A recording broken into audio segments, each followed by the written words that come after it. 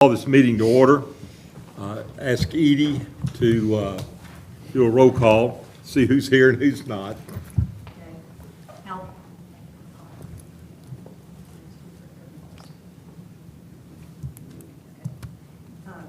Hal Bynum, Here.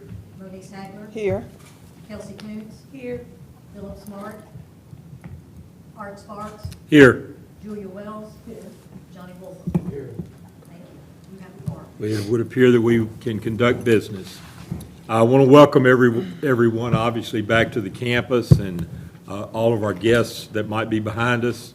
The proceedings that we have are open to the public, and they are streaming via the campus website. All the meeting materials for the people that might be looking off-site are on the advisory board website. And I'm going to turn it over and ask Chancellor Carver to provide a few announcements and a few things that he would like to talk to us about. Thank you so much, Mr. Chairman. Busy spring since we've all been together. I wanted to update you on a few exciting things, high-level things that have happened here. We've just partnered with the Weakley County Farmers Co-op to establish a new professorship in veterinary science this spring. Really prestigious for the university and brings a lot of great recognition of that program, but also the generosity of the co-op. Finished up our 22nd Annual Civil Rights Conference in February and March. Had incredible speakers, and I think the thing I'd like to point out is, in addition to talking about historical matters, we also focused on issues such as physical and mental health and wellness, nutrition, just about everything you could think of that we could talk about in the context of the Civil Rights Conference and how it affected our country, but how it also our society is affecting students now was really good. Captain's Challenge, and I see Dr. Charlie Deal is here and his team.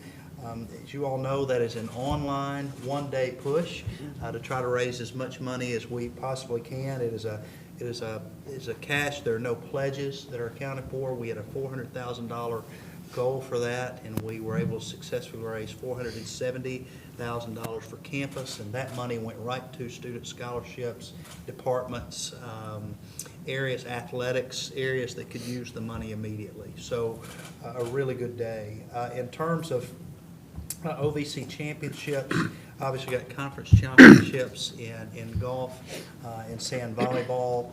Our football team got as far as it's ever gotten in terms of play in FCS sports with the second round of the playoffs, and just very excited about that. Our rodeo team this spring competed real well and is going to compete in the Nationals next month out in Wyoming. And I do think that would be a good field trip for the board, and would like to ask maybe Randy Boyd to sponsor that for us. I'll put that on record. He's probably watching. So, Are you gonna contact President Boyd about that? I'm sure he's already just heard it. Probably he's watching.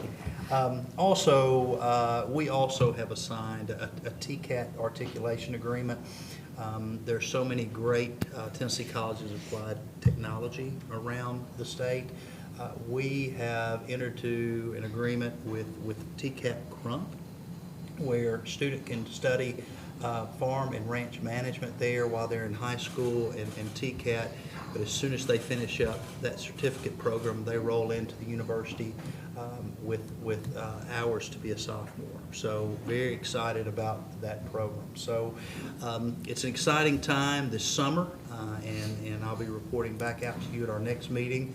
We're doing a refresh of our strategic plan, and instead of a 5-year look, we're going to say, what are we going to be doing over the next 3 years? And are going to want some feedback from you on that. A couple of introductions, and I see they're here. I'll ask them in the gallery if Dominique Crockett would stand up. Dominique here, she is our Director of Equity and Diversity and new Title IX Coordinator. I've made some of our UT family members very upset with me. We stole Dominique from the Health Science Center in Memphis, and you're not supposed to do that. When we see talent, we recruit them. So we're really excited to have Dominique. Thank you for being here. Dominique, where's home? So I was born in Louisiana.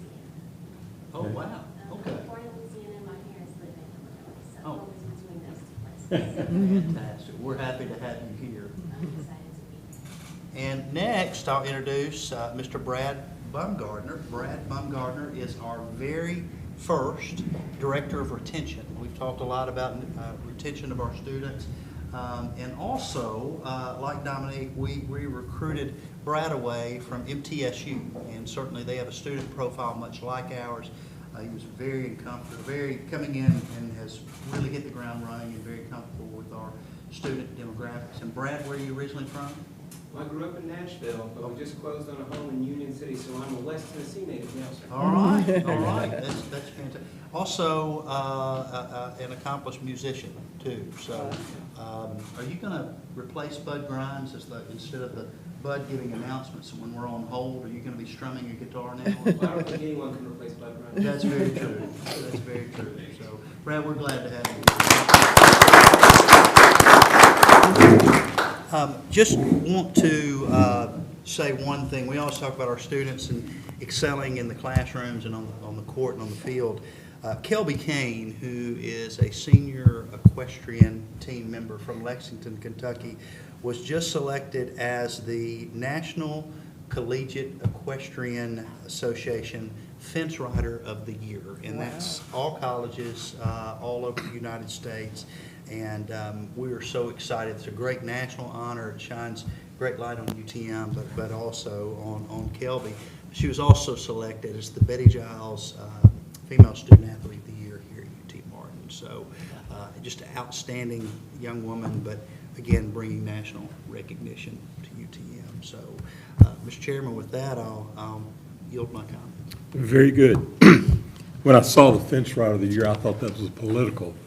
And I'm kidding. Don't anybody get upset. I'm kidding. Okay. There'll be a lot of people competing for that, though, right? Yeah. Edie, do we have to have roll call votes because we're all here? Okay, all right. The next order of business is the approval of the minutes, which is in tab 1 of your book. I know you probably haven't had an opportunity to look at them today, but I think they were sent out and with an earlier to email. Are there any corrections, additions, or deletions? I would move their approval. I have a motion. Is there a second? Second. We have a second. Any further discussion? All in favor say aye. Aye. Opposed? Thank you.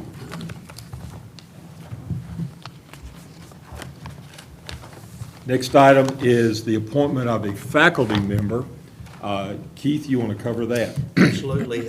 Well, today's meeting will complete the advisory board membership terms for two folks. Certainly our appointment, our faculty member, we'll talk about that first, Dr. Philip Smart, but also Ms. Kelsey Kuntz, who is our student representative. And we're going to share more on these and other members later in today's meeting. But it's now my duty and privilege to announce the UT Martin Advisory Board faculty member for the 2022-2024 term. As outlined by the UT Focus on College and University Success Act, and in compliance with the UT Martin Advisory Board bylaws, the selection of the UTM Advisory Board faculty member is selected and appointed in a matter determined by the Faculty Senate for a 2-year term. The recommendation includes a requirement that the faculty member must be a full-time faculty member at the respective UT institution. Effective July 1st and going through June 30th, 2024, the next faculty member of the UT Martin Advisory Board is Dr. Anderson Starling, Associate Professor of Political Science and Interim Department Chair of Accounting, Finance, Economics, and Political Science within the College of Business and Global Affairs. Dr. Starling is present with us today. And Dr. Starling, if you would stand so we could recognize you.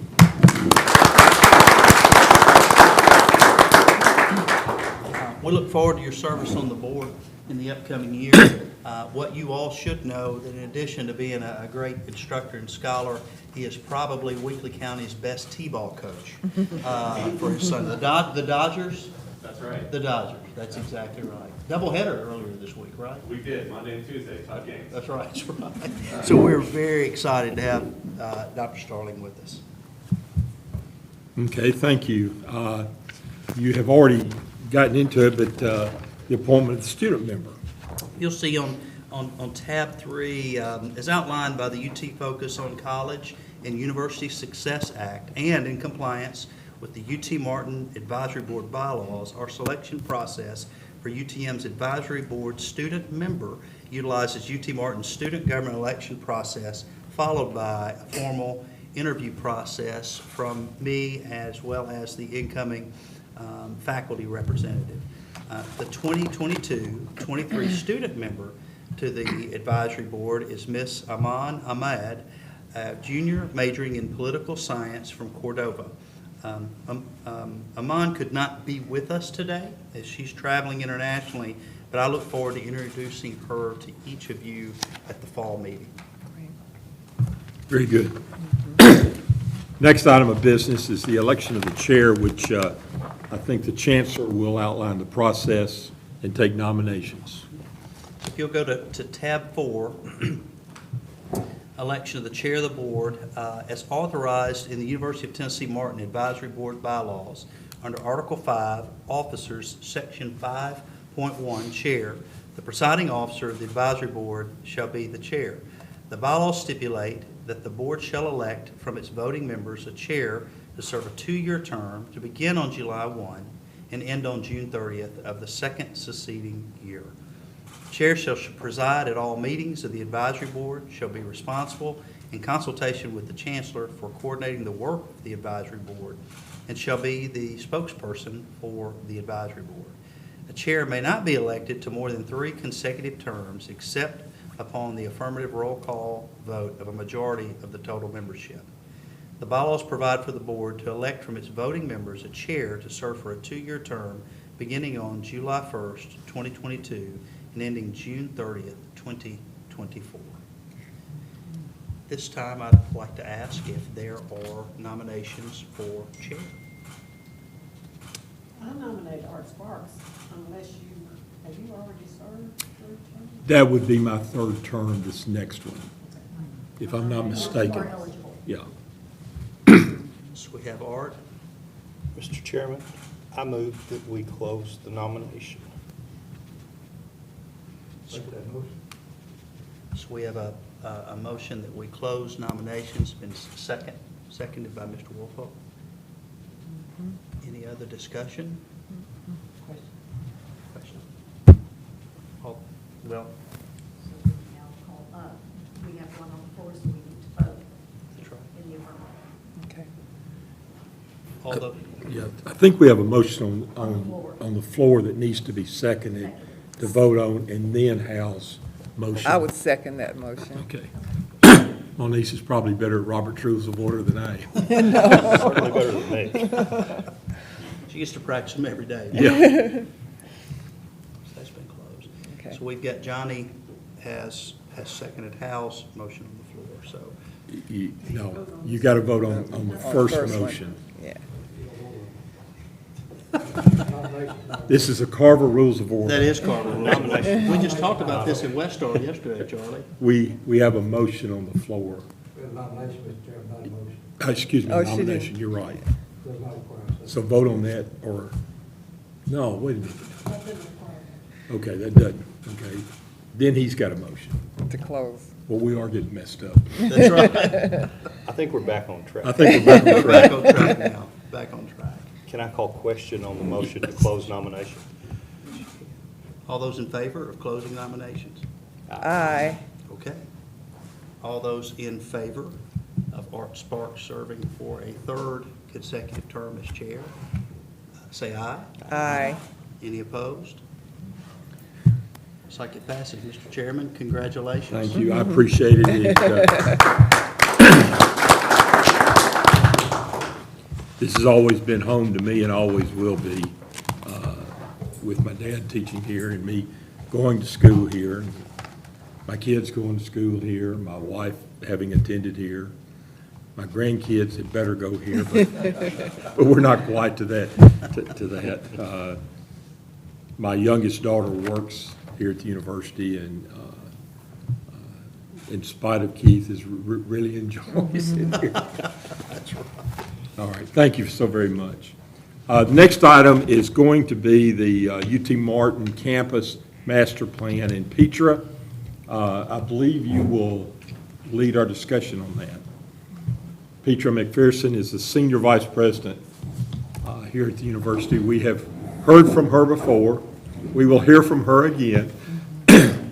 Yes, you will. Good afternoon, everyone. DLR has been engaged with our campus community for our campus master planning process. They have engaged quite a few different groups for that process. It's been several months, and we've enjoyed working with them, including students, faculty, staff, community leaders, board members. We've tried to encompass and get input from a number of different constituents about where we would like to go for the next 10 years for UT Martin. It's primarily focused on our physical resources, but there are a lot of things that play into what the recommendations are for our plan. So with us today, we have some of the representatives from the DLR group. We have Chris Ann Osterby and Angela Puyas here with us, and we also have Jackie Eckhart with us. And they will give us an overview of some of the engagement and some of the preliminary plans of where the campus master plan will be for the Martin campus for the next few years. So with that, I will turn it over to Chris Ann.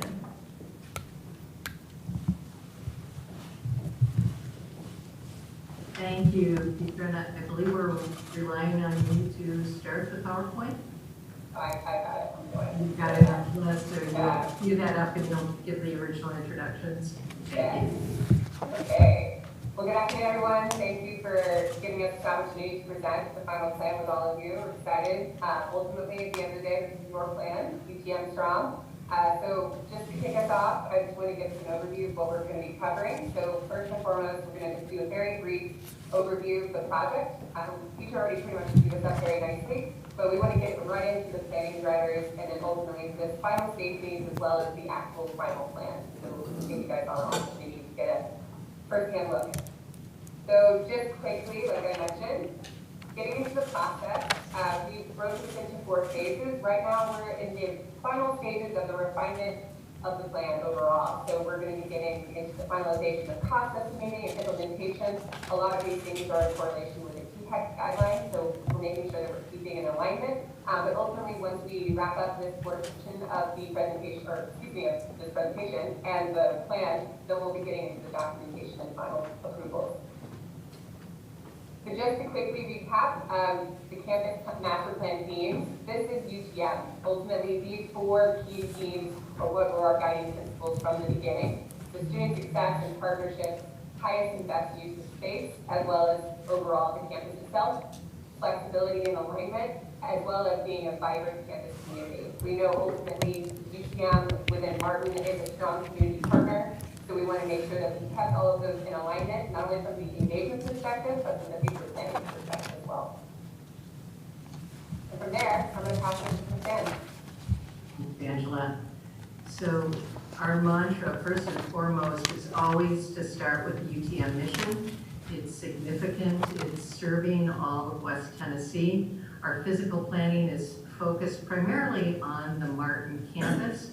But as we understand how that campus serves all of the outreach centers and the satellite enterprises that you have in not only the cities and the communities shown, but beyond that, we are bringing that all into account so that you have the best possible platform with your physical resources to realize this statewide mission and impact. Moving on to the next slide. We are also looking beyond the boundaries of Martin itself in terms of the campus proper, which you see outlined in red. The outline that you see in orange is recognizing that the university is an anchor institution, and what happens within the university does have an impact within Martin and vice versa within the city. and development that might be happening outside of the downtown, that also relates and has an impact back into the campus proper. So within the master plan itself, we create this campus planning boundary to recognize this synergy, this mutual impact. And again, if the university has any intent in the next 10 years to either acquire or dispose of land, having this kind of boundary eases that process and that discussion within the state requirements.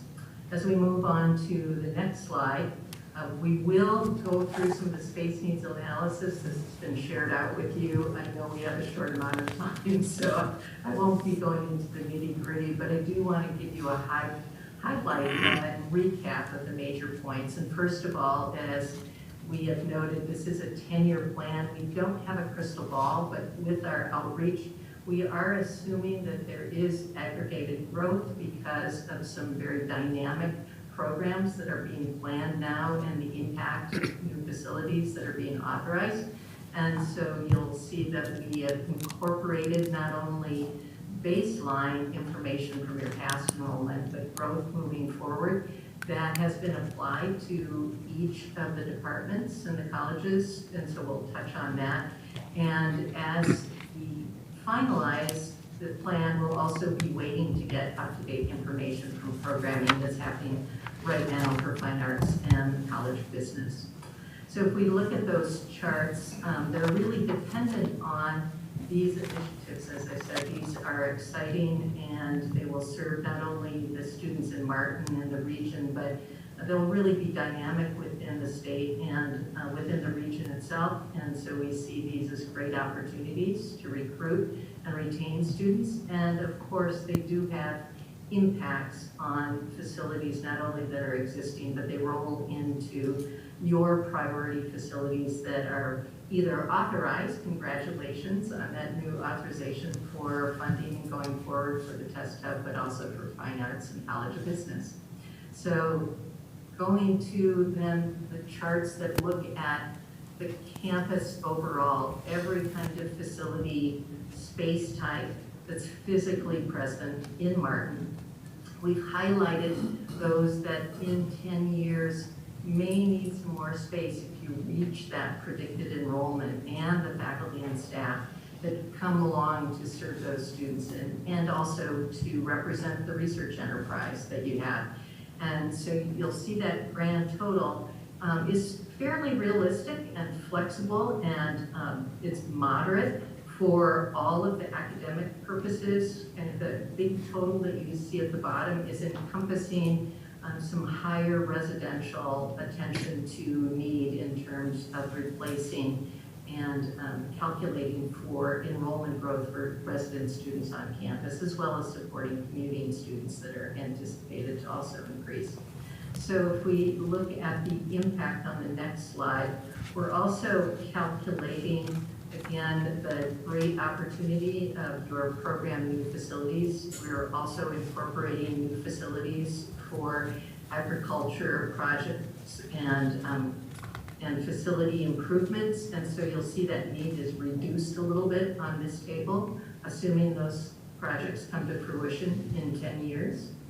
And if we go forward to the next slide, and this is really helping us set the stage for best practice in physical planning, which Angela will show how these space needs are physically showing up on our vision plan, the 10-year plan, but you'll see that, again, each of these needs have also been attributed to serving those future programs, the students, the faculty, staff, and research enterprise, as well as instruction for everything that's academic, but also each of the other divisions as well that are more administrative or focused on student support, student service, student success.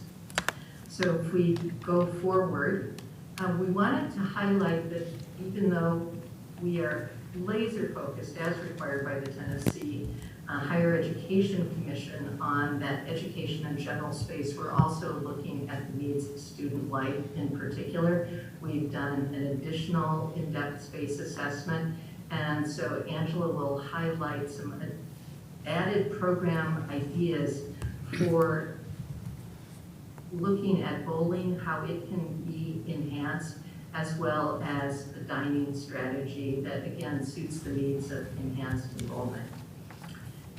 When we look at students, particularly with the residential life, the learning communities, the on-campus experience that's very important as an offering for students who do choose that lifestyle, and that's why they come to Martin. It helps particularly those who may not be able to afford some of the off-campus housing. We're looking at new kinds of space that particularly serve the students in success in building communities, strong relationships, and having academic success. And so we're looking not only at removing some of the older facilities that are past their return on investment, we're also looking at new types of housing, and so that's what's meeting that space need that was earlier identified under housing. And finally, also relating to student life, we're looking at highest and best use inside the buildings as well, around recreation and student wellness, athletics, and support. And so there's a major opportunity to improve the functionality and the programming of the Elam Center by removing the pool and, in a sense, fulfilling the original programming of the Student Recreation Center, which did have a component that is still in place for an easy addition for a new pool there that would be more functional and multi-purpose for the community as well as the university. So with that, the last thing I want to highlight before Angela dives into the plan itself is, again, thinking about this broader sense of amenities that some are inside, some are outside, that not only serve wellness of students, whether they're residential or community, but they're also major amenities for the community, and again, help cement that relationship between university and the community of Martin. So again, better purpose-built facilities for health and counseling, and repurposing the existing house they're in for different purposes, taking really wonderful advantage of the Pacer Pond area, not only in terms of sheltered use of event space and teaching space, but even expanded access to the grounds around the pond itself, looking for some enhanced space for outdoor sports, especially near student housing rather than further afield. So it can be more programmed, this main core of the campus can be more vibrant, and it's also, again, more easily accessible to commuter students who may be coming and going and looking for that convenience as well. And then especially looking at the edges of the campus and setting the stage for those to really represent the aspiration and the high quality of Martin programs. So looking at being able to repurpose the land that was in the past used by the Grove Apartments, which are now empty, and really turning that into a gateway that ties to, through University Street, the main downtown of Martin, and can even be a collaborative event space for things like the Soybean Festival that can spill over to Martin as a host. So with that, I turn that back to Angela. Thank you. Thank you, Suzanne. I think she covered a lot of the aspects of the final plan, so it would be exciting to at least quickly introduce where those physical locations are taking place, but quickly just to encompass how we got here. These are 3 of our main planning principles that we've vetted through with not only the Chancellor's Cabinet, but a lot of our stakeholders. First and foremost, enhancing the campus core. We already know that the quad is such a special place on campus, and we're using that kind of like as a magnet. To bring together additional events, additional space needs. So focusing on that in the first, and then moving into the second and third planning principle. So doing a cross connection north and south is really important, especially if you're facilitating any kind of conversation in regards to the agriculture facilities to the north or housing facilities to the south. So we wanted to make sure that there was a cross connection happening there. And then lastly, but certainly not least, the east and west connections. Getting to the athletics on the west side of campus, and then actually getting into some of the community onto the west side, or excuse me, the east side of campus. making sure that we're getting that cross-pollination of all three of these ideas together. So this is the final plan. We are doing some final tweaking. I will just quickly recap in regards to housing, because that's part of the conversation that we've been having with UT Martin behind the scenes. But for right now, you're seeing a lot of the final pieces all in collaboration. So just to dive in really quickly, we're going to be going from north to south, just to give you some perspective. So starting from the far north edge of the campus, we're looking at some of the key facilities. So for example, we're looking at the beef cattle facilities that will be happening just north of the main road, and then getting into some of the vet tech expansion facilities as well as the meat processing. And then they also have, this is all part of the agriculture department, but also including that student activity pavilion. We also wanted to make sure that we're doing that community connection, so we'll see a campus trailhead to the Brian Brown Memorial Greenway that will actually be vetted through the actual campus. We think that that's a great opportunity for us to not only provide that walkability aspect, but also just give us that visibility from from the city of UT Martin campus to the actual city of Martin. So then getting further down into the campus core, this is where you're starting to see not only the new facilities that Chrisanne already covered, for example, the fine arts expansion, the new business administration facility, as well as the indoor practice facility that is it's been discussed behind the scenes and part of the future athletics facilities expansion. But we're also seeing that bowling university expansion down here to the south. I'll go ahead and point to it. As well as that expansion of the Johnson UPS building. So once again, keeping to that campus quad, providing it as a magnet, but then it continuing to expand beyond that. We also know Macedonia, for example, that cuts through the main part of campus is such a critical core aspect. So we want to make sure that there's some traffic calming happening. A lot of our conversations in our stakeholder meetings was in regard to how can we do that. So we've actually integrated some small traffic circles that will just provide that sense of walkability even furthermore, and potentially even slow down some cars while they drive through campus. And then getting further down, I also want to quickly mention that we're seeing some future development sites. We're trying to ideate where those would happen, giving UT Martin some flexibility for the future. But one of the key things that we heard from students was, like Chrisanne mentioned, that new student health center. So as you can see in this location, this is where we keyed the location. This actually came from the final conclusion of students. When we met with Dr. Luter and some of the SGA students, that was the key location. They love the location near the student rec center. So when we have an expansion of the pool, that will be a great partnership opportunity in that regard. Also, just quickly to mention, as you probably saw in the further northern portion of the campus, we have those north-south connection pieces. So we want to make sure that we're expanding open space, providing shading, so making trees, sidewalks, expansion of all of those aspects, especially in regards to where parking lots are located, giving people an opportunity to kind of integrate themselves throughout the campus. So you'll see that not only from the north-south connection, but also from the east-west. And then last but not least, getting into the southern portion of the housing. So right now we're vetting through a few options, but ultimately in the southern portion, we want to make sure that we're not only getting to the traditional students, that will be the replacement of Ellington and Browning Hall, but also to the replacement of university courts apartments. So that will be the non-traditional, that will include apartments and potentially townhome related design styles. But basically when we get to the future of the expansion of student housing, we want to make sure that there's an option. We want to make sure that there's not only from a range of actual styles, but actually costs.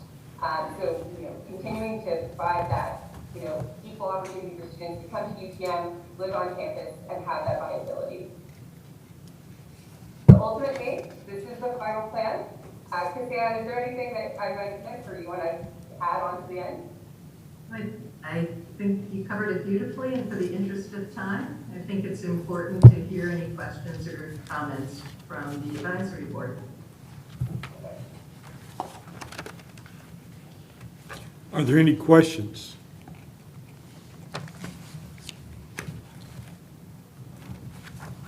And I had one as I went through originally when I looked at this, and I cannot find it right now, but that's okay.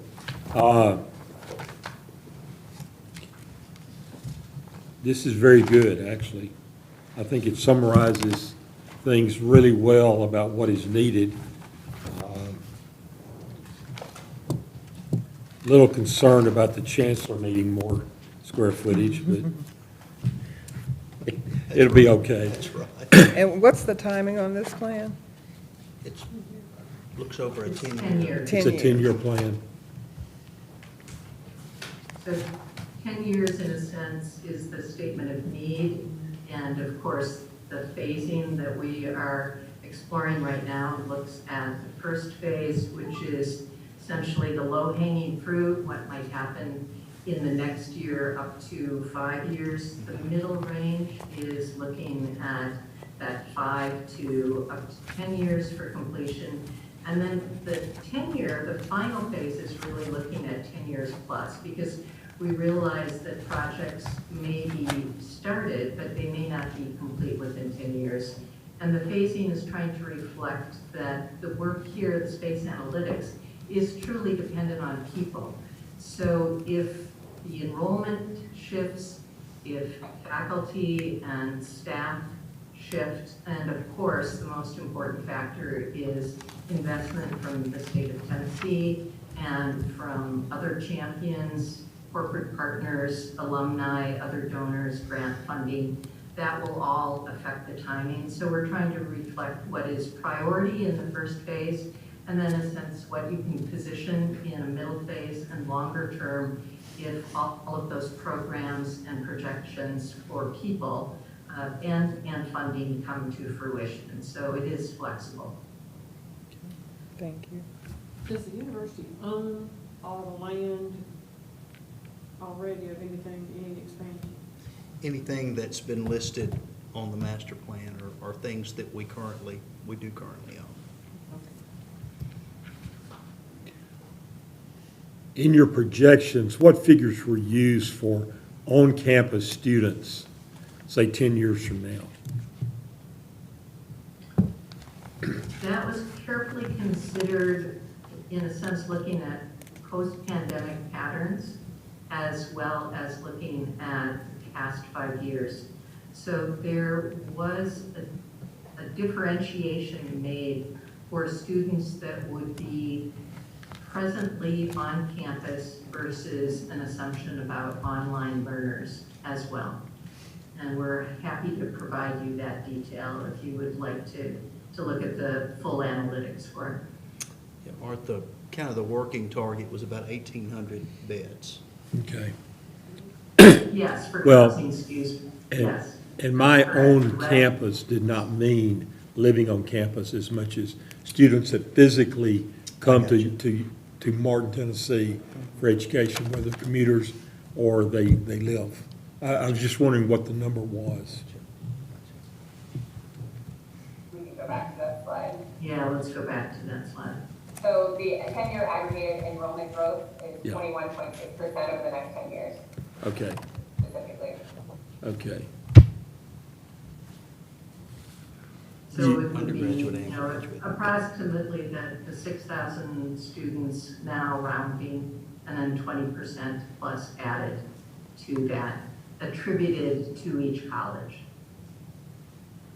With our new retention guy and Keith, we ought to be able to grow at 21% per year, wouldn't you think, Keith? Dr. Bumgardner?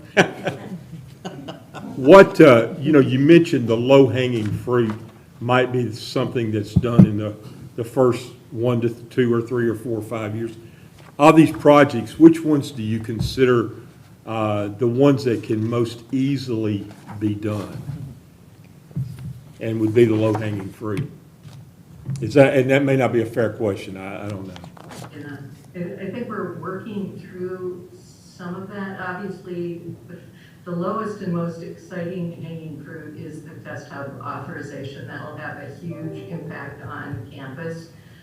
Some of the landscape improvements and the connections, for example, that are pathways that will help with connections north to south are also fairly straightforward.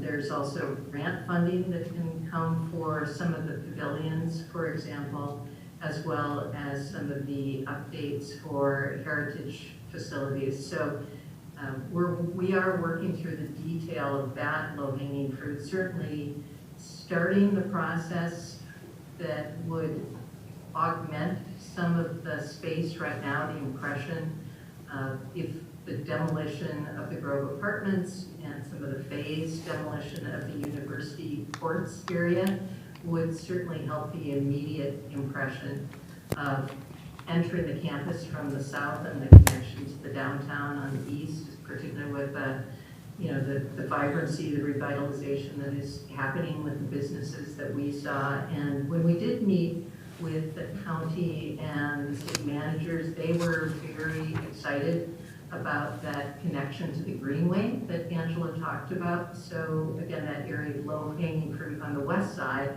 on Skyhawk Boulevard might be again that trailhead and that presence that would be a shared project with the city and the county. So those are some of the things we're exploring right now that would help with immediate presence and having that branded campus experience. It's so amazing in the main quad, be equal out to all corners and perimeter of the campus, as well as using the showcase of the test hub to relieve some of the pressures. Certainly, I'm very remiss in just forehead slap moment, but Johnson EPS repurposing, as some of those projects are now, those departments and space types and uses are moving into the new Latimer Hall will be, very also exciting, low-hanging fruit to reposition some of those spaces, not only for a more general instruction, but interdisciplinary work that will really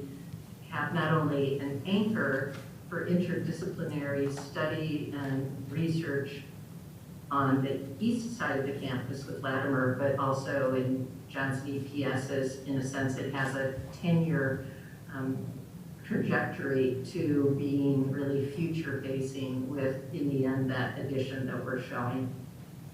I will also just piggyback on what Sam mentioned, is that we've also been having a conversation with UT Martin in regards to the facility condition. So we're actually looking at a more finer detail of what facilities will need, investment in the next 5 to 10 years, especially in regards to the facilities we don't want demolished. So Sam mentioned the Grove Apartments. We already know that those are completely taken offline at this point, as well as the 2 of the facilities to the south in the University Courts Apartments location. So we know that there's a great opportunity for both of those locations to, continue to expand upon what the final plan showcases. But in addition to that, we want to make sure that we're going to be showing the renovation facilities, keeping in mind we don't want to have to, provide any certain campus plan amendment in the future. One of the things that we've been focusing back on from the last year, so a few of those facilities came forward that are included in this plan. In addition to that, low-hanging fruit, one of the things that we got feedback on, not only from the students, but the faculty and staff, as well as community members, was in regards to the sense of place and wayfinding. So just like we were talking about, what Sam was mentioning with the gateways, signage and wayfinding, that's going to be a huge improvement from the campus itself's perspective, especially if you have students coming in from the regional centers or people that are visiting the city of Martin or coming into town for a football game and so forth. That is some of the immediate items that we can put on the list that will be able to be implemented over the next 2 to 3 years. Mr. Chairman, There is already, as part of that study for bowling center, we were looking with our specialty consultant, Greg Wachowski, in conversation with Dr. Luter and his staff on changes that could be made in underutilized space before essentially waiting for that addition that you're seeing positioned on the southeast corner of bowling center. So we're seeing that also as renovations that could be undertaken in the short term. Okay. Mr. Chairman, one of the things we talked about too early on is one of our greatest assets is our farm. And one of the hardest places to get to on our campus is the farm. And it's one sort of winding, almost a 1-lane, I know it's technically 2-lane road to get back there, but looking at ways to open that up, open access, provide more direct route and access over to the farm. And it's not that hard, but it just takes some time and planning. And as we've talked about this, just talk about in terms of low-hanging fruit, just making so many more of our resources accessible by our students and faculty, staff, visitors, and that was one of the things that came out of the discussion from our students that they told us we needed is an easier way to get to the farm. And so we can create new access points, more beautiful ways. Because Kelsey, it's not the easiest place to get to, is it? Definitely not. Right. Especially if there's two cars going down that road. Right. I noticed that you have a meat processing facility and, maybe the Wolf Fork beef cattle facility. It's got a nice ring to it. It does have a nice ring. Would we actually be processing meat on campus? We would. It would be in a research capacity, Okay. but obviously working with area industry, private business, farms, that sort of thing. But it primarily be a research opportunity for students and folks from the area. The training facility as well, training Yeah. good person, but I hope they enter that business with career. That's good. It'd be really good. That's really good. Any other questions? Hearing none, we really appreciate the presentation, and we'll be very interested to follow the thing all the way through the final steps and then begin the process of implementing this plan.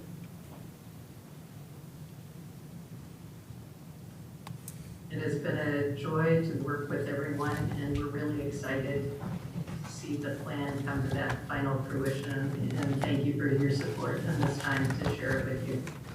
Yes, and I just also want to quickly mention to thank Petra, as well as Laura. They've been fantastic partners and leaders in the process, as well as the Chancellor. I'm going to give you some major kudos, sir, because I know you've been in all of those workshops with us.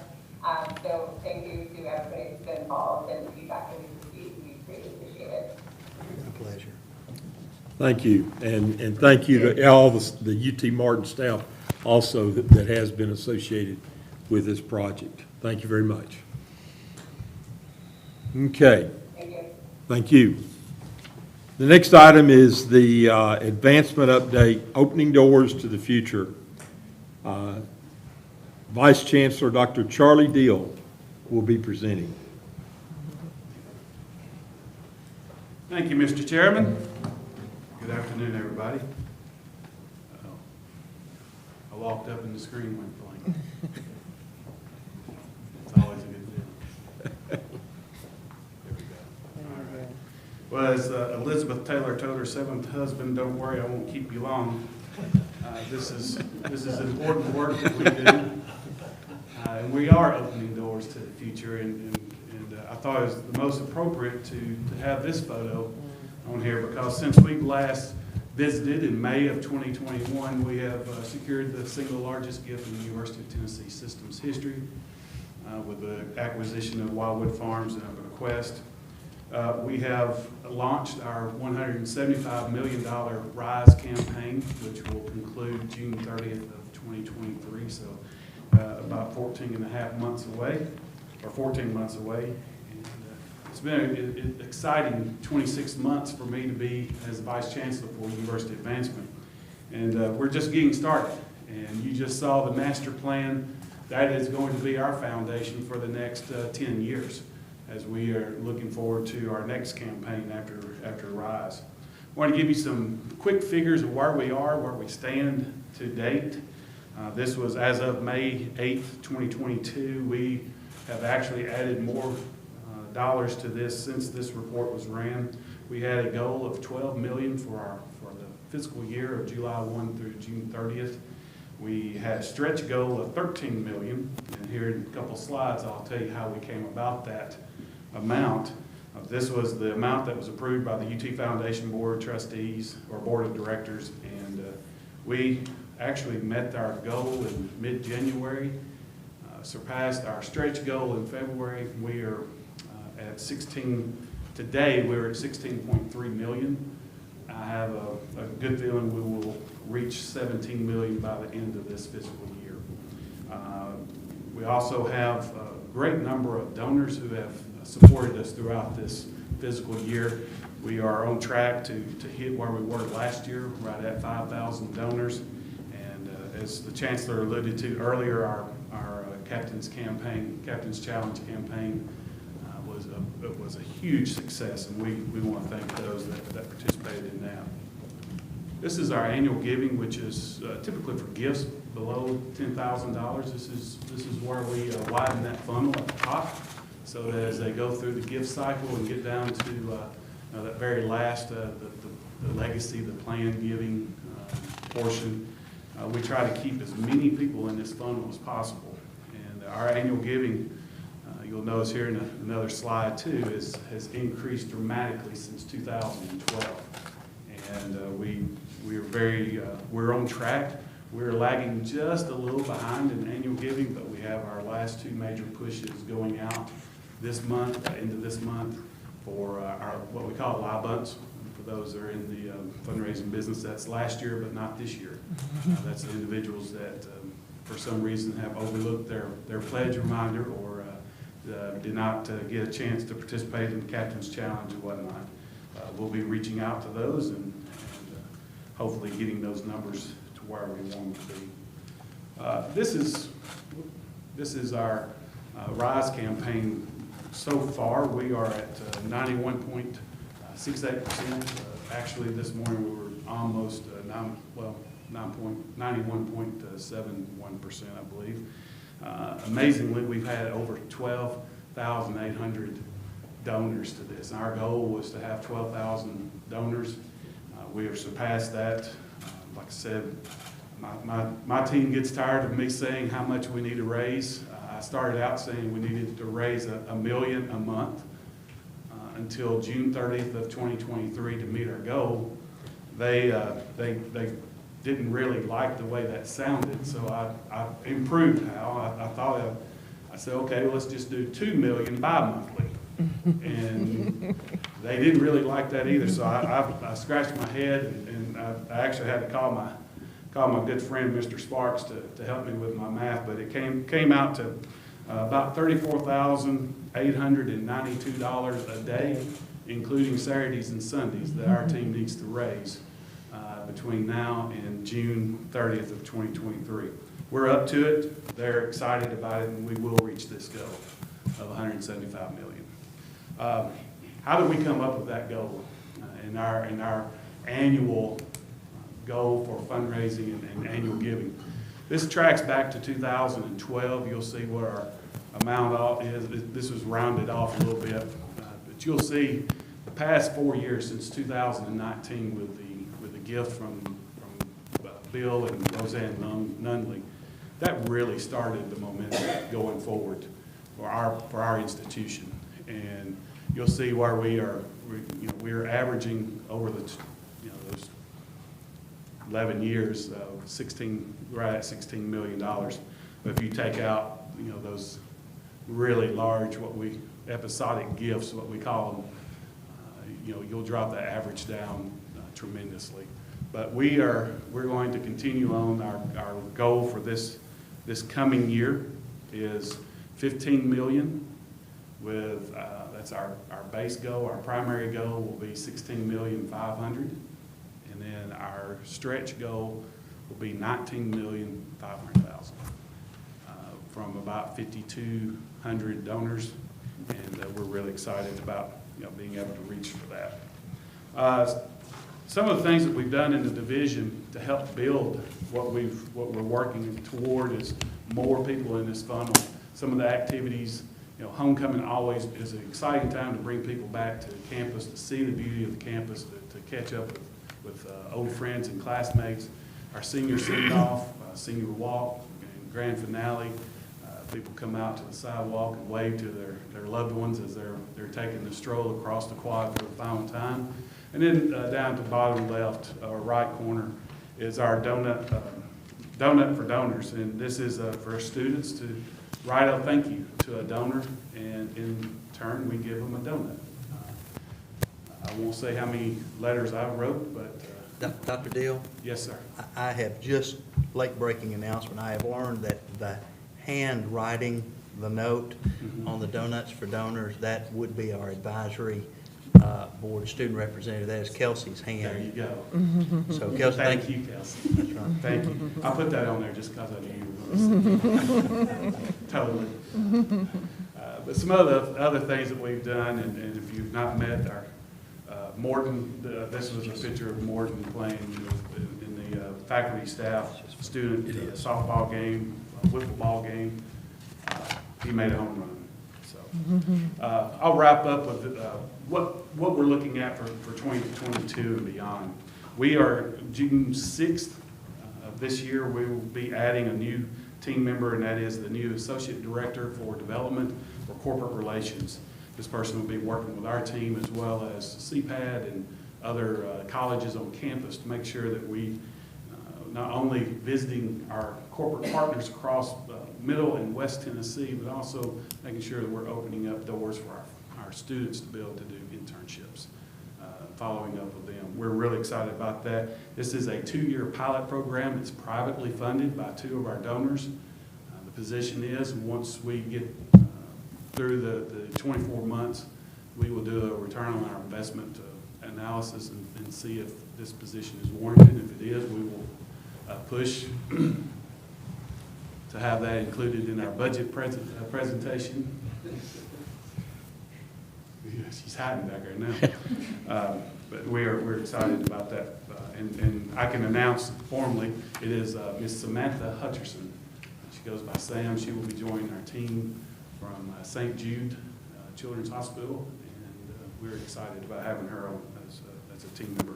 Final 14 months of the campaign, we're wrapping up and planning for the next campaign. As I just mentioned, that master plan that you just reviewed will be the footprint for how we move forward in our next campaign.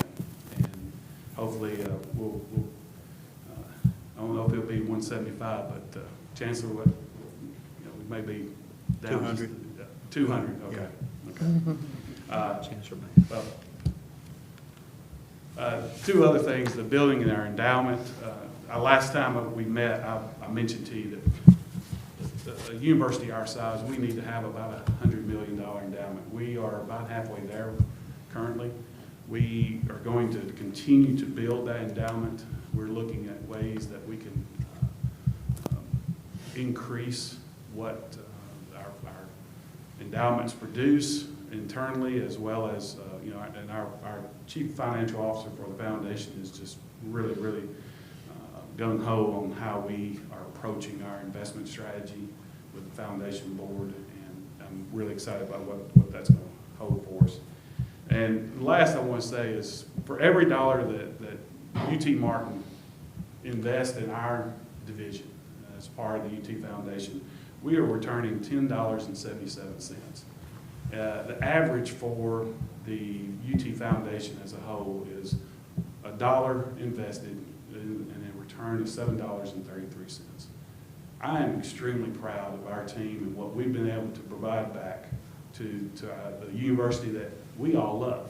Everyone that's on our team have graduated from here or have worked here for many years, and maybe even gone to school here for a while. But they are invested in this program and excited that we can be a part of opening doors for the future and making sure our students like Kelsey have an enjoyable time while they're here and are prepared when they walk out to meet the world head on. Any questions? I know I flew through these numbers quickly. Any questions? Charlie, what's your biggest hurdle with your team? Not with your team, but your team has.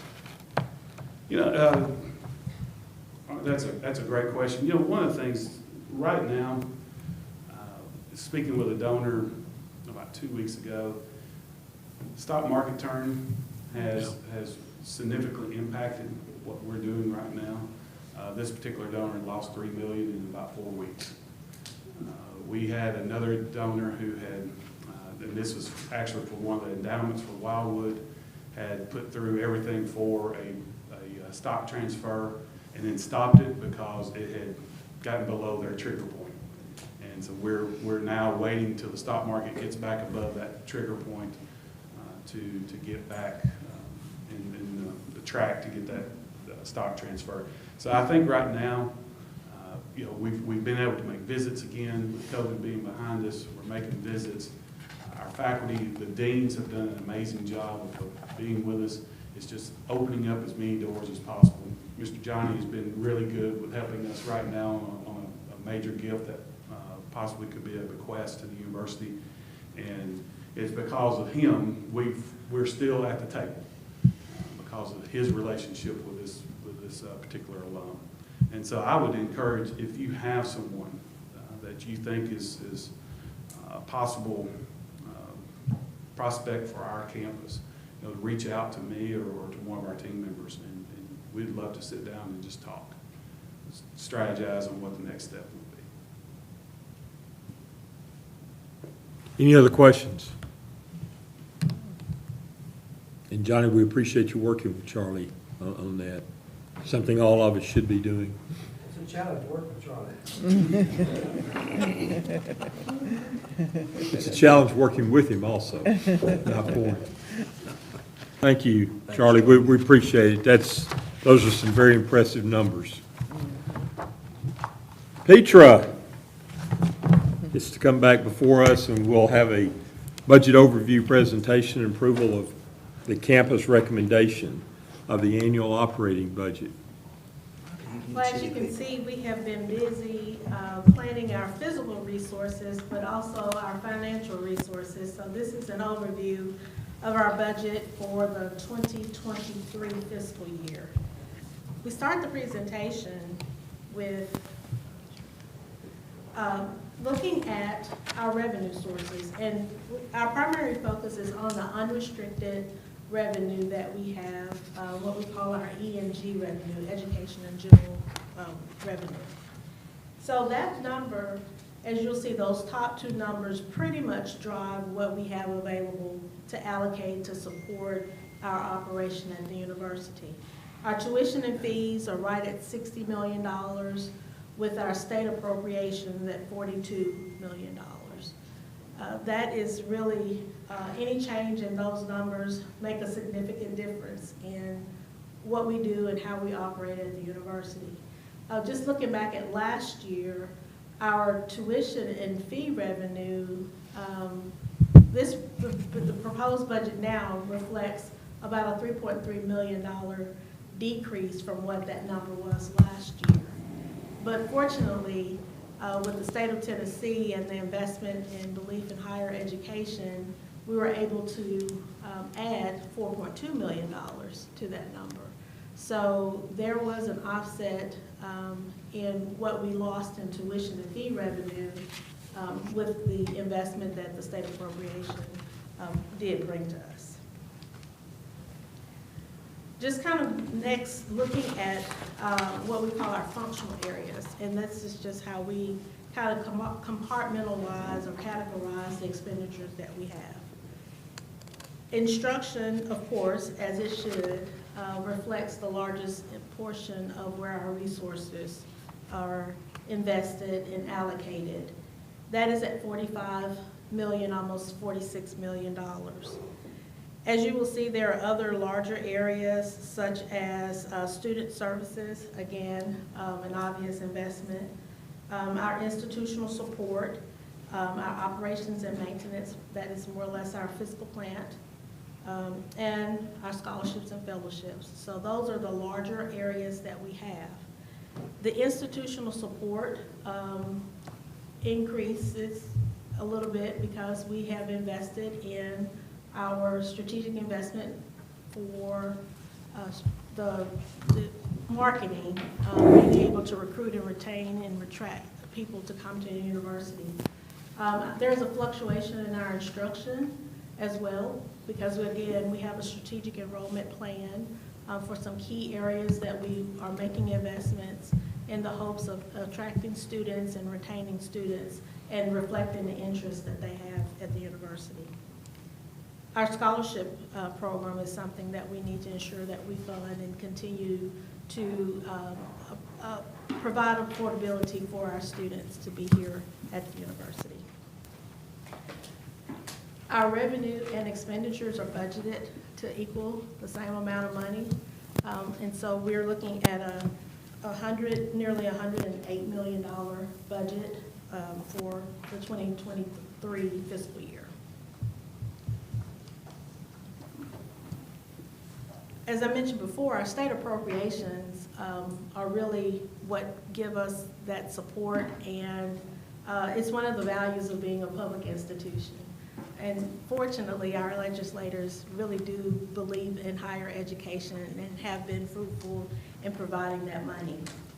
So for the coming year, an additional $4.6 million will come to the university.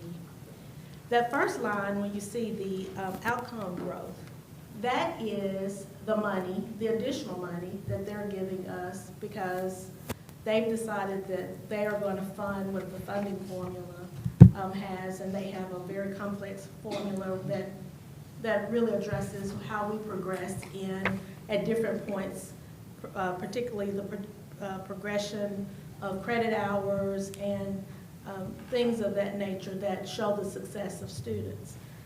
So that's the additional investment that they're giving higher ed overall.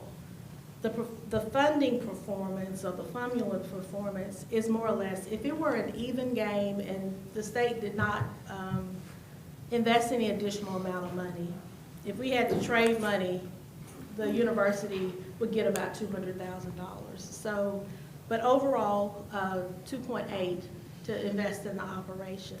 And then the other part is the investment in the people. There's a 4% salary pool that the state is providing for us to give salary increases to our staff and don't say, I know you said students, you're like, whoa, wait a minute, let me get some of that. But our faculty and staff, so that's for our employees, as well as some of the changes for our health insurance premium. So that $4.6 million is definitely needed and a great investment. I'll move on to our tuition and fees. And this more or less is, this year, because of such generous investment in us, there won't be a tuition request for an increase. That tuition rate will remain the same, as well as our mandatory fees. So just showing us at right there, kind of in the middle of our admission peers. We work with our admissions department to identify where are some key areas where we compete with other universities and some of those higher competitive ones. And so we compare what our number is in relation to them. And we're assuming that they're not increasing either, but we really don't know where they are with their proposed rates for the coming year. Many of them are public institutions in the state of Tennessee, and thus are expected not to increase theirs as well. The next slide is more or less our comparable peers, and these are other institutions that we have identified and say they have a similar profile that we have. And so if you'll see, we're right in sync with many of those institutions. The next slide is more or less more of our aspirational peers, and we're toward the top of those. But again, we are trying to provide similar services, have similar profiles or up our profiles in some cases. And so this is how we compare to those institutions. One thing I want to share is this is more or less our mandatory fees. And the one thing that I will highlight is this is the third year that we have not requested an increase in mandatory fees. So that is something that we try to help in our affordability for students. The next item is more or less our summary of what our rates are. As you'll see, we have 0% changes here. Undergraduate maintenance fee is $8,378 for an in-state student. If we include those mandatory fees, that's the $9,912. For graduate, it would be $9,278. And with the mandatory fees, it's $10,798. So again, no increase for either in-state or out-of-state. And the next item is our operating and a summary of our operating budget that we have. We have pretty much 3 buckets of money, I guess if you will, for that supports our operation. And that is our unrestricted education and general budget, which is the $107,453,710. We have our auxiliary units that we separate at $10,567,896. And then we have our restricted funds, and a lot of that is what, a lot of that falls in Charlie's area, as well as our grants and contracts that come from the state, as well as the federal government. We do have private grants and contracts and local ones in that number as well. And that's bringing us to a total of $152,245,730.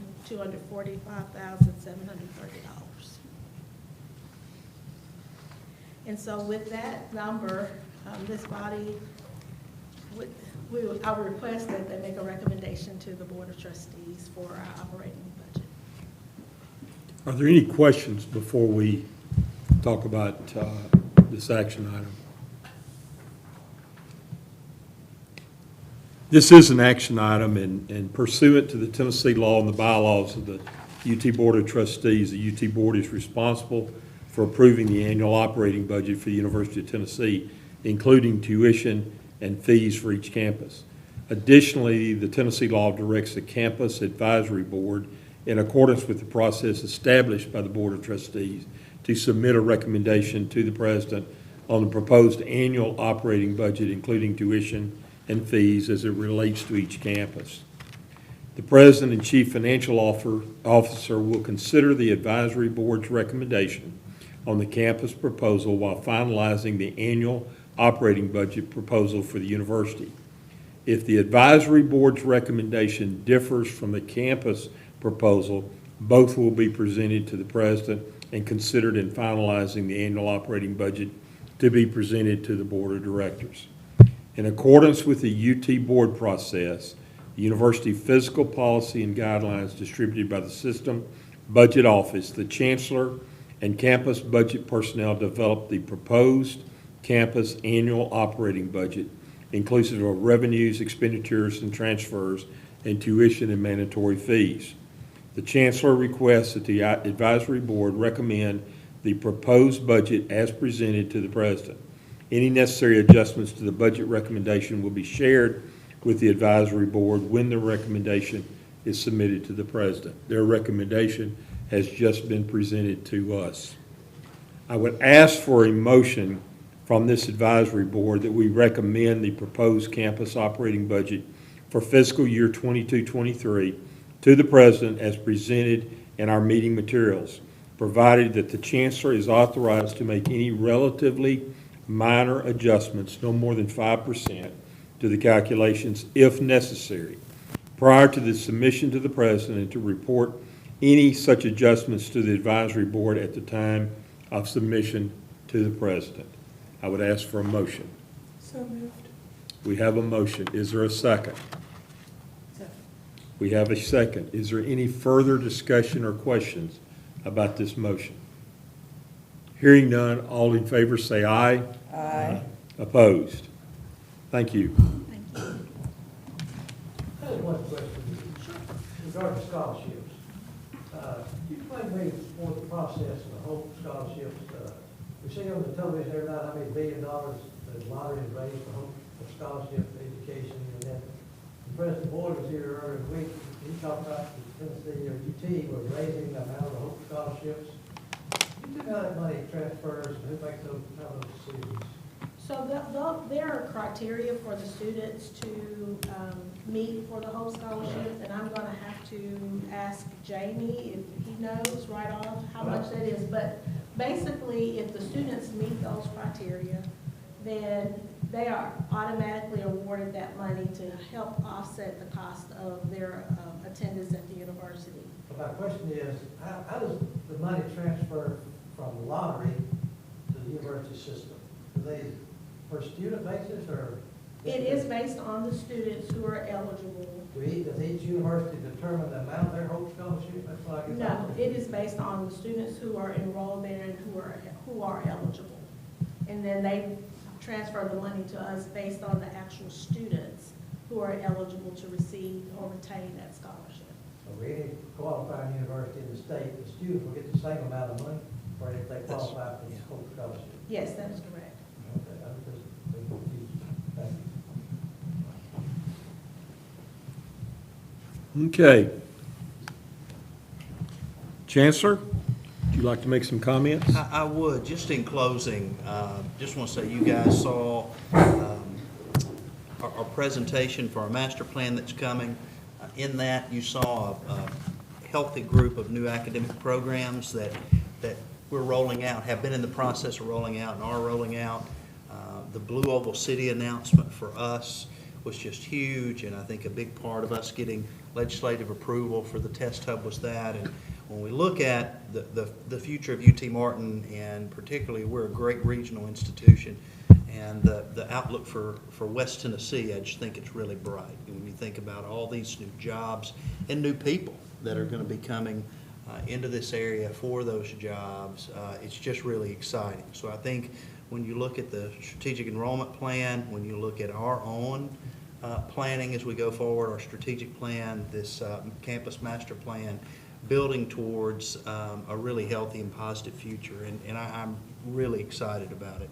Really want to thank everyone at the university and thank you all as we look at that advancement report.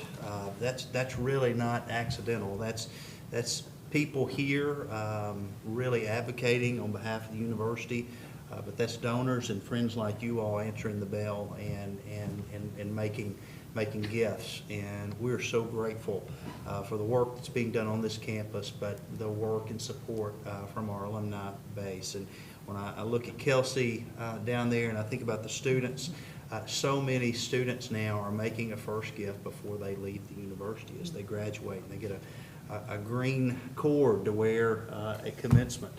I guess Charlie, green is money, is that right? Green is money. And so hugging all those students as they walk across the stage with that green cord on really was powerful. So again, future oriented.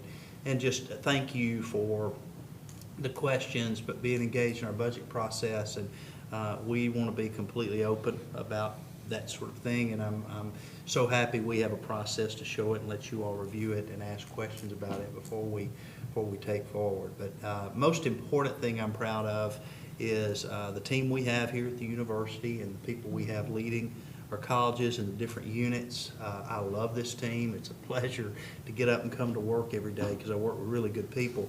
But also want to thank you all for agreeing to serve on the board. We're going to talk a little bit more about that here in a minute. But I think we've got the right team at the university, but we've got the right team in terms of our advisors. And I'm very grateful to each of you. We appreciate you and your team. Y'all have done wonders to this university over the last few years, and I personally can't express enough appreciation for that. And there's no but in there anyway. Your team's done a great job with great leadership. Thank you.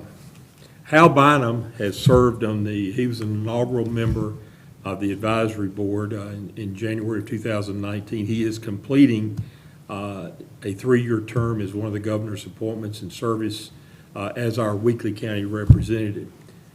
Hal, we're pleased that Hal's service will continue pending the appointment by Governor Lee of nomination to the board, and hopefully it'll be Hal. But Hal, we look forward to seeing you in the fall meeting and hopefully beyond.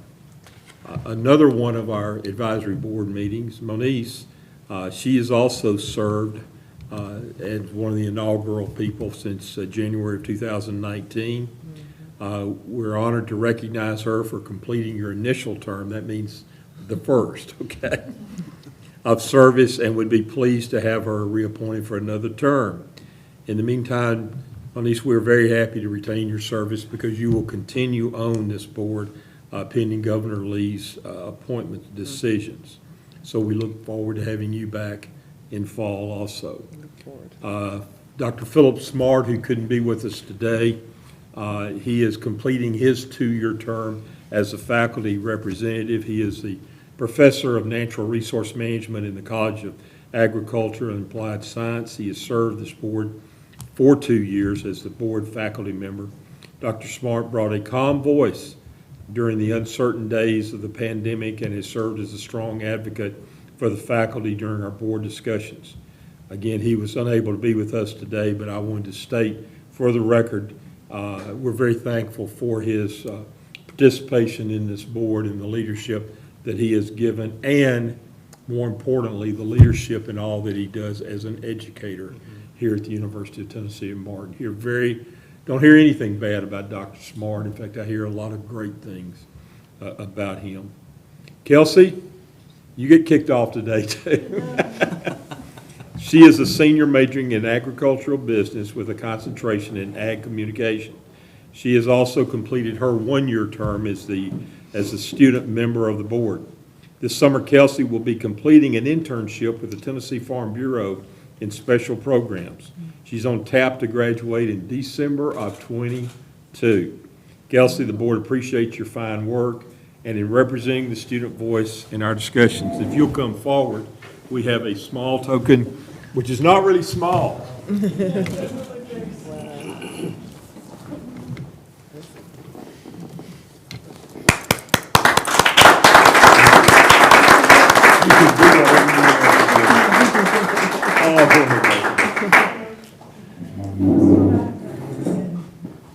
We're going to give her an opportunity to open it. I'd just like to say, as Kelsey's opening that gift, we've come a long way. When first met Kelsey in high school, she was convinced she was going to school out of state, to a school just south of the state line, and Dr. Bird and some others really worked hard to keep her in state. I may have leaned on her a little bit too, but we're just, well, okay, a lot. But we're just so happy that, Kelsey, you chose to stay in West Tennessee and study with us. And we're excited about your graduation this December, but can't wait to see what you do in the future. Kelsey has been and will continue to be a good ambassador for UT Martin.